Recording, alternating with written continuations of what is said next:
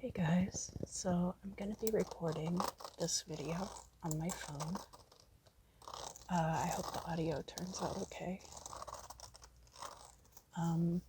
It is going to be an ASMR video. I'm here at Mount Sinai because cemeteries have the quietest neighbors.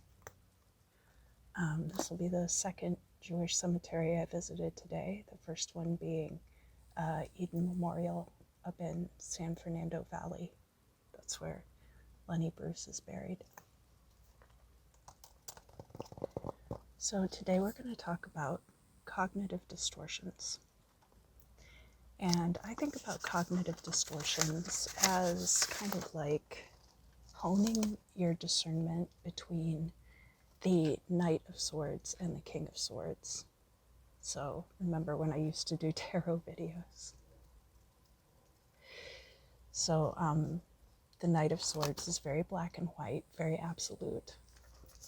And the King of Swords, that's when you've honed your discernment much more closely. So that's what we're going to be working on today. So we're going to be going over 15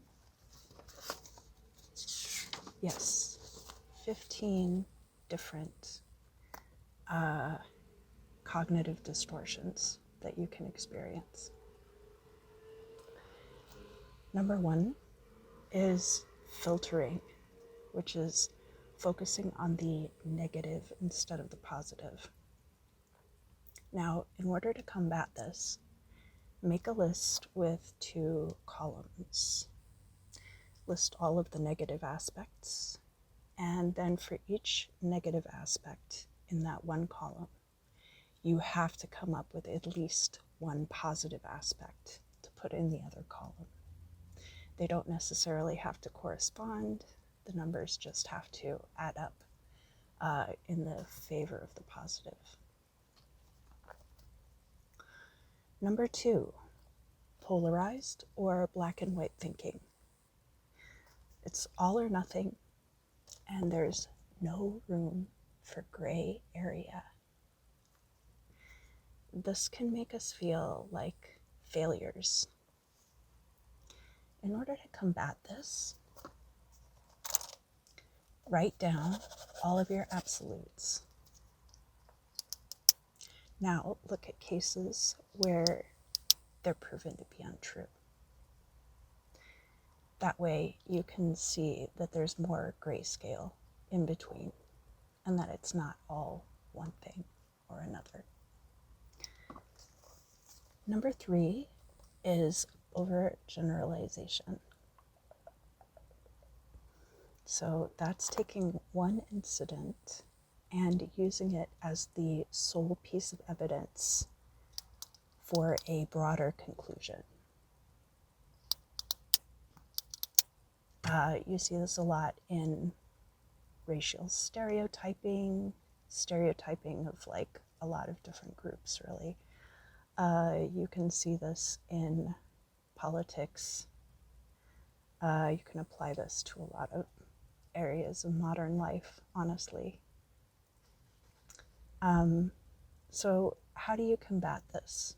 Well, I would recommend a very similar exercise to the second point, which is writing down the absolutes and then looking for cases where those are proven to be untrue. Number 4 is jumping to conclusions. How many of you guys read The Phantom Tollbooth when you were a kid? Yeah, I really love that book. It gave me a lot of ASMR reactions, honestly. So, jumping to conclusions is a tendency to be sure of something but not having any supporting evidence, okay? I personally dealt with this a lot last year and some into this year. So this is something that I also have been working on. Now, how do you combat this? You want to write down the assumption and then try to find any tangible supporting evidence. So you might make an assumption that, oh, this person hates me. Do you have evidence? Like very specific evidence, like them saying, I hate you, or that they threw your cat outside or something like that. And if you don't, maybe they don't hate you as much as you think they do. Number 5 is catastrophizing. Catastrophizing, which is also magnifying or minimizing. It's basically expecting the worst possible outcome based on something that could be very minor, actually, at its core. So the best way to combat this is look at the statistical probability, okay? So this is going to be something you math majors enjoy, and the rest of us will probably just kind of tolerate. But what is the actual probability of the worst perceived outcome weighed against other possible outcomes that are much less extreme? Because usually that's what's going to happen. It's not going to be your worst possible outcome. Number 6 is personalization. So this is where an individual believes everything they do has an impact on external events or other people, no matter how irrational that might be. How do you combat that?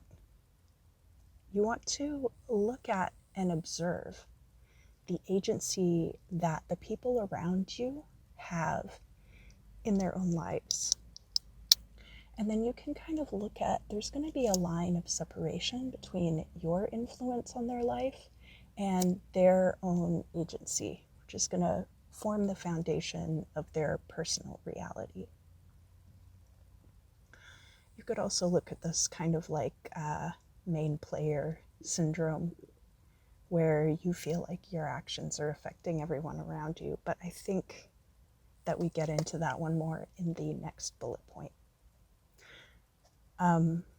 So when you're able to recognize the personal agency of the people around you and let them take responsibility for their own actions and not look so much at how you can control that person and make them do what you want them to do.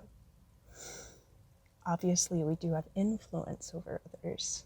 I would argue that's a big part of what I do here on the channel.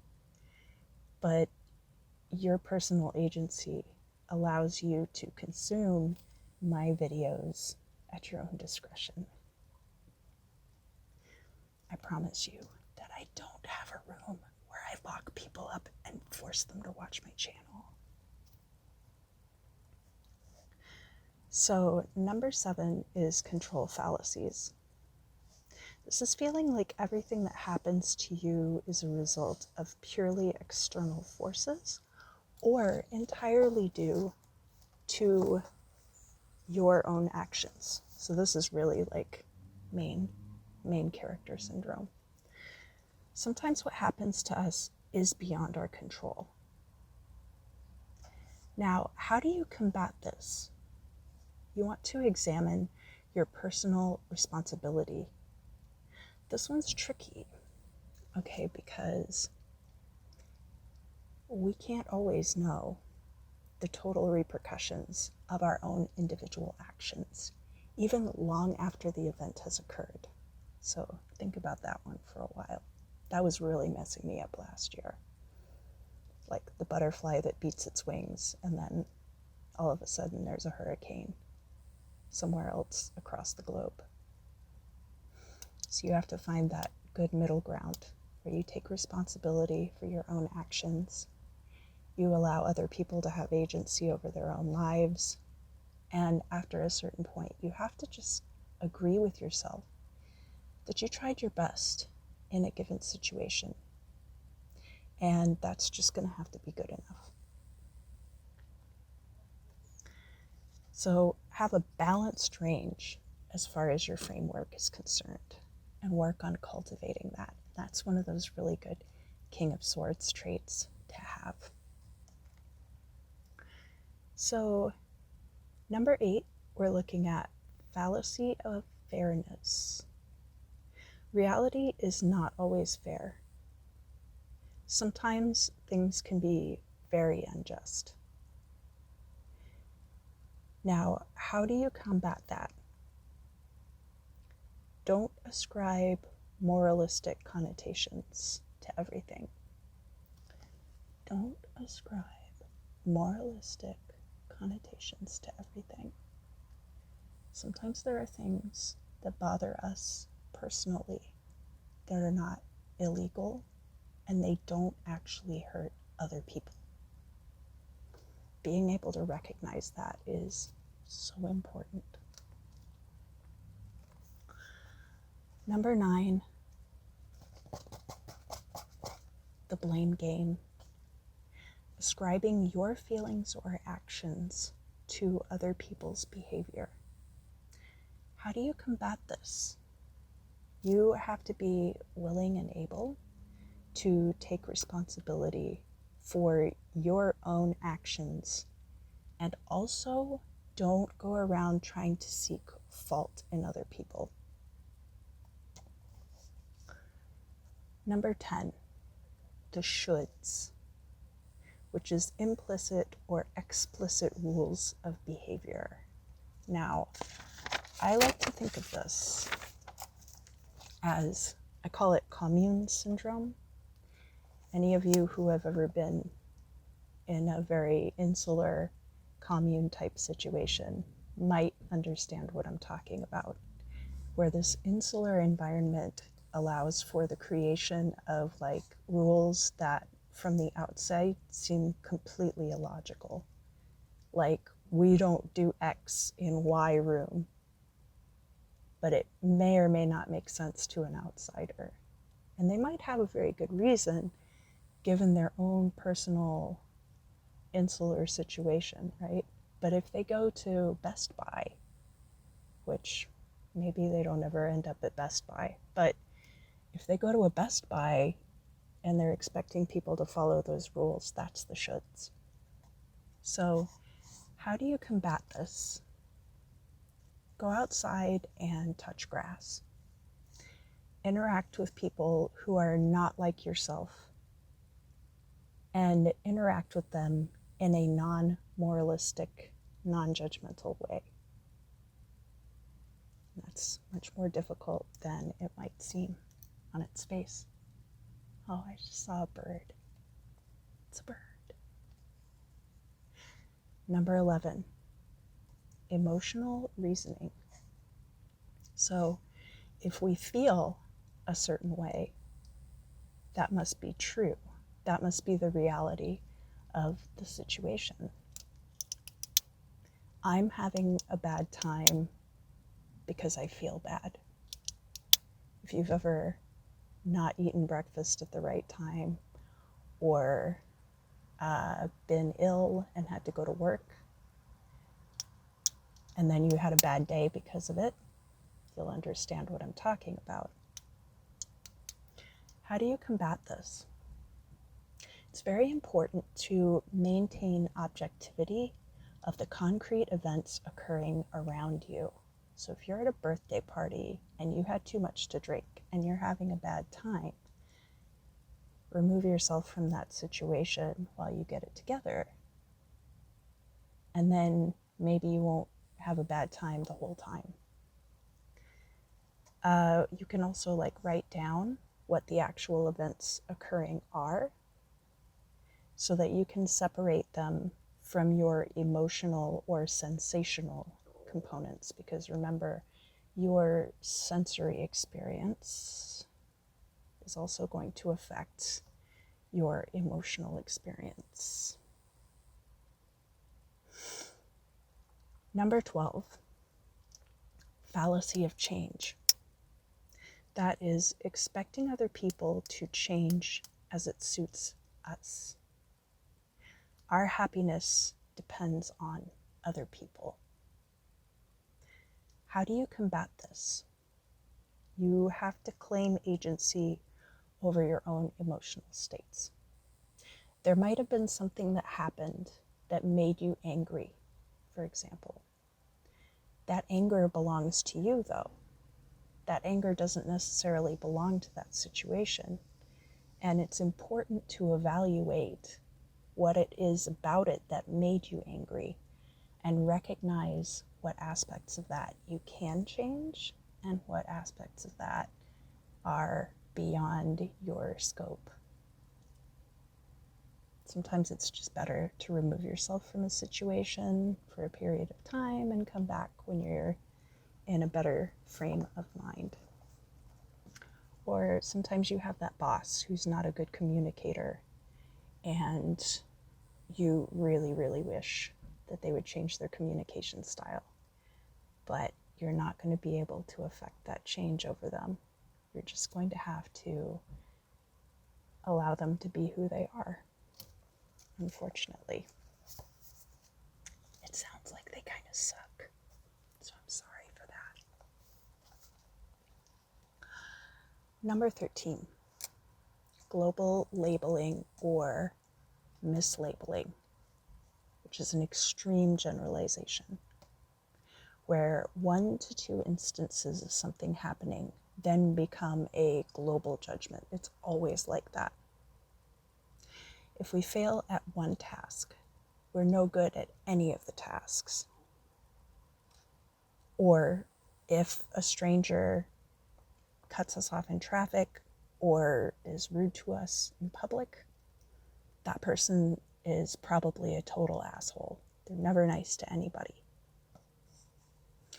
Another example that was given was a single mother is abandoning her kids. She drops them off at her mother-in-law's so she can have a night out. How do you combat this? Reduce the moralistic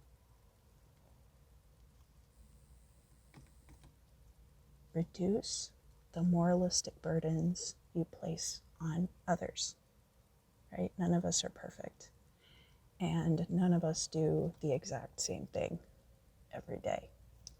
Not even me, and I'm a Virgo rising, creature of routine.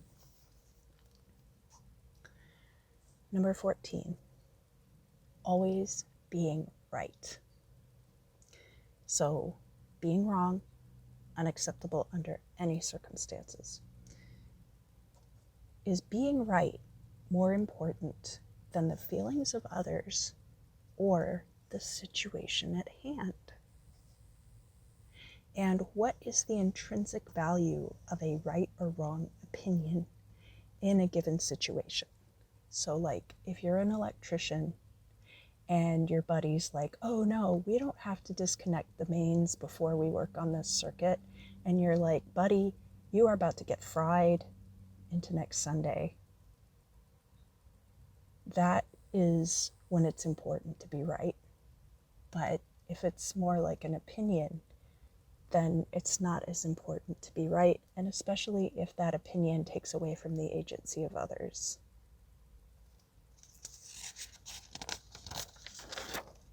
All right, we're almost done. The final one, number 15, is heaven's reward fallacy.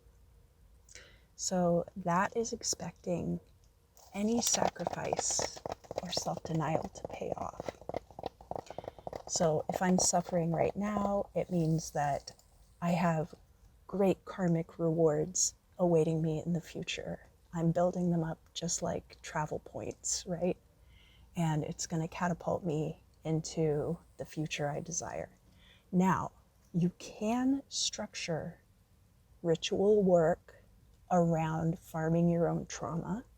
And I have talked about that in other videos, and I have executed it successfully myself. Starting to see some creases under my eyes here. I don't necessarily recommend it as a course of regular practice. I'm manifesting something right now, and it is really taking a lot out of me. It really is. I've been so sick for the past month.